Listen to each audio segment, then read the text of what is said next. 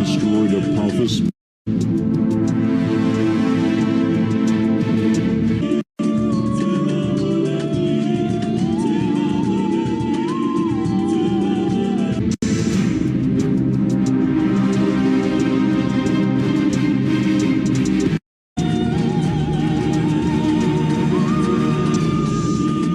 Revelation 8, verse 10. Then the third angel sounded, and a great star fell from heaven, burning like a torch.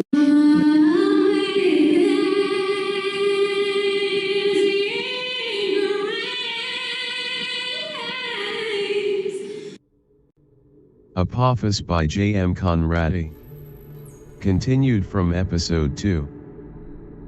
The coordinated narrative of statements simultaneously issued by the UN, and the press secretaries of the G8 countries except India, was, your competent, caring government was helping you to prepare for a very large explosion, but everything's under control.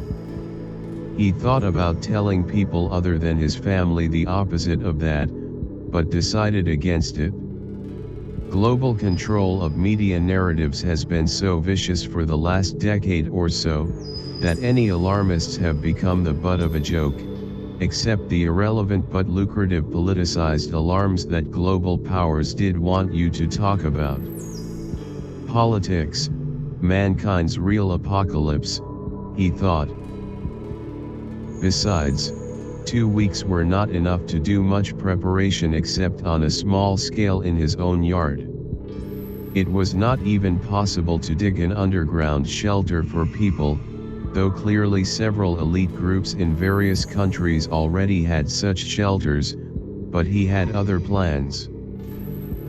Discussing this around a family dinner that included an engineer and a master's in astronomy, was very useful. Viv said, it would be arrogant for them to pretend to be sure about this. Apophis is an erratic NEO, and too small to pose a major threat to world powers except the region where it actually lands. The apocalyptic threat is more an issue of economy, climate, sociology, and international politics. At this point, if a superpower was under threat, they'd already begun acting to blow up the asteroid by now, and their competitors would have protested furiously. Except for the region of impact, any interference with this asteroid would be more dangerous than the asteroid. Why then issue these coordinated statements at all? Ian asked. The mother of the family, Sheila, said, maybe someone very important threatened to cause a scene if some communication plan was not agreed on. They all agreed that was possible. The government of India has been very vocal, maybe they are in danger and are the ones threatening, said Ian. Viv volunteered, I will search for information about that. If India is in danger, then the impact of an Apophis-sized asteroid is possibly too far away for any prime shockwave, fire, or radiation to reach us.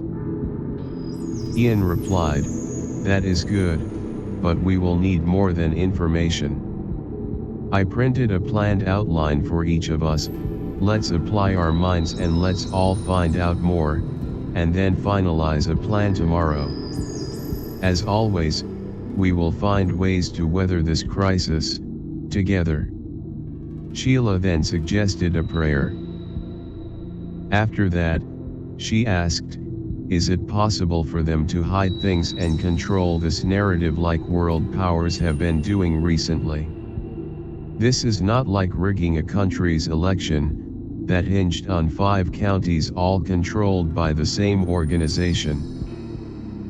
Viv said, I doubt it. There are thousands of astronomers watching this thing, and able to produce estimations and predictions of what will happen and where. Information will eventually leak outside of their control.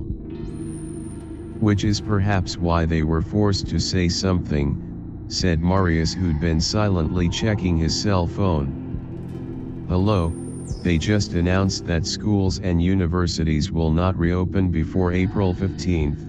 I wonder how long I would still have to go to work? Okay.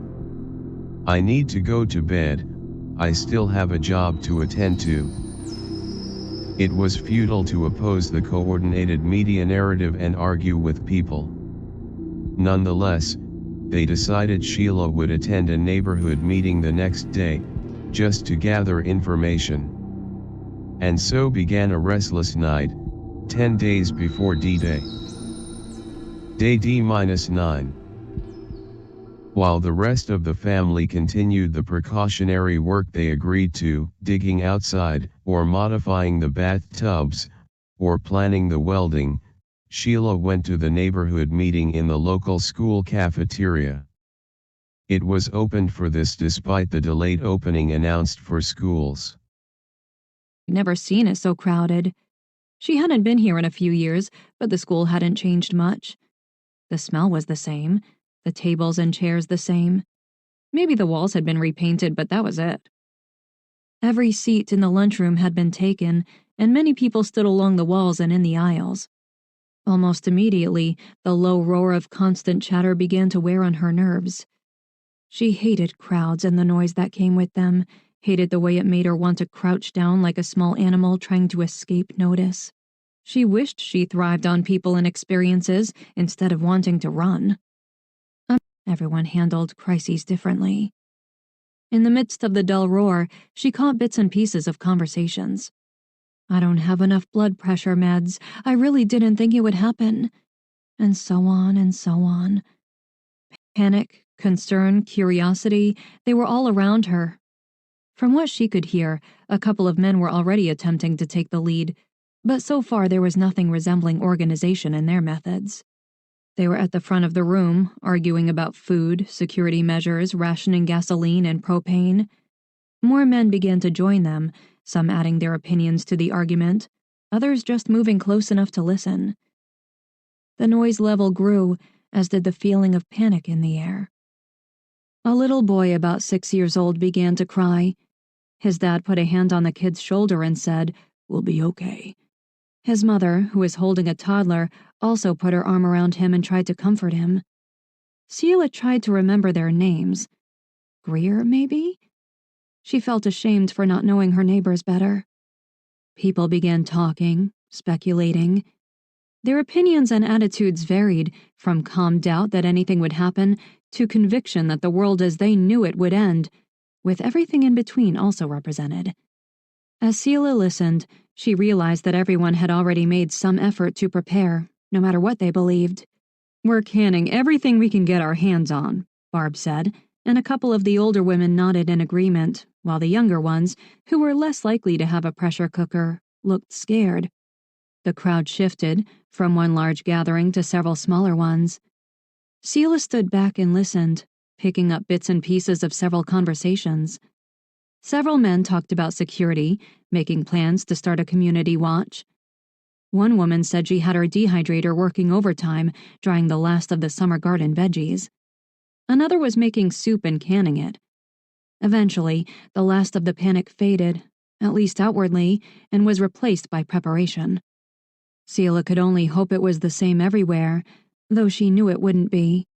As twilight deepened, a few people still stood around talking, but most began wandering back to their homes, to prepare, to wait, to call loved ones they might not be able to talk to for a while. Maybe some would cry, or try to convince themselves that despite the warnings nothing would happen. Different people coped in different ways. Sheila was exhausted.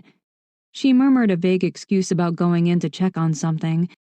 Meanwhile, Ian was scanning through flagged files on his computer for useful information to print out. While there's electricity, tips on how to grow and identify mushrooms, how to work the pumps of the local water reservoir, how to use their two-way radios and extend their range, and local maps he wanted to annotate with information. Then he came across this fairly useless article he'd annotated and saved about Apophis. Monster asteroid could hit Earth. Updated, September 13, 2019, 3:58 p.m. IST. God of Chaos is coming. A monster asteroid, named Apophis after the Egyptian god of chaos, is likely to swoosh past Earth, but there is a slight chance that it may hit the planet on April 13, 2029. Then it would be summer in the north and winter in the south. Nonsense, that is spring and fall respectively. The bigger than Eiffel Tower asteroid, weighing around 27 billion kg, could leave a crater impact of 1.6 kilometers wide in diameter and 518 meter deep. It has the capacity of an 880 million ton TNT explosion that can wipe out large cities or even an entire country. Sized 350 meters, its mass and surface aspect are estimated without knowing the exact composition. Torino scale of impact peril, said the heading. First spotted in August 2006, the hazardous asteroid was initially named 2006 QQ23. Nonsense, he thought, it was August 2004. Meanwhile, the European Space Agency recently released a risk list of 878 asteroids that are likely to cause a massive impact on Earth in the next 100 years. Nonsense, he thought, massive impact and likely are both hyperboles, except in one case. Here's a look at all the asteroids Earth has braved, etc. None of that's relevant, because there were no humans during significant impacts, no journal of what really happened and how we survived. Until now. Chapter 3. Day D-8. Their news scans revealed a small but strange news item: the super-rich and politicians were abandoning the Maldives, Seychelles, Saudi Arabia, and surrounding areas. The USA, Russia, and China moved their fleets out of the Indian Ocean, though official sources denied it. Mainstream media quickly called all this a conspiracy theory.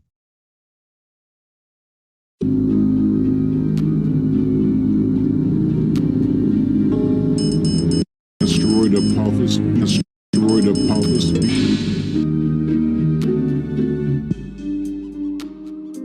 Asteroid Apophis.